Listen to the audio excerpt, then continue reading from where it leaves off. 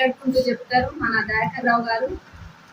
ఇక్కడంట నష్టపరిహారం గతంలో మార్చిలో ఇంకా జూన్లో పంటలు నష్టపోయిన వాళ్ళకి నష్టపరిహారం ఇచ్చిందంట 10,000 ఈరోజు చెప్పింది.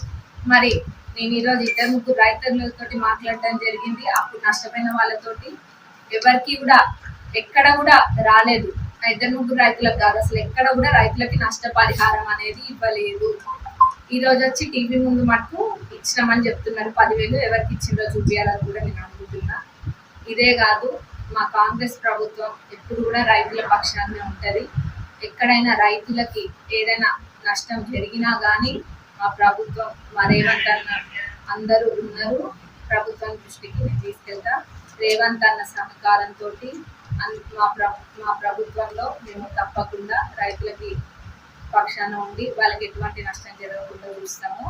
మరి ఫామ్ హౌస్ నుంచి బాగానే బయటకు వచ్చిండు. మరి మా కవితక్క తీహార్ జైల్లో కూడా అక్కడ పోయి ఉంటే ఇంకా బాగుండేది. ఎందుకంటే మా మండలం లేదు చూడడానికి ఆర్థికరం తప్ప.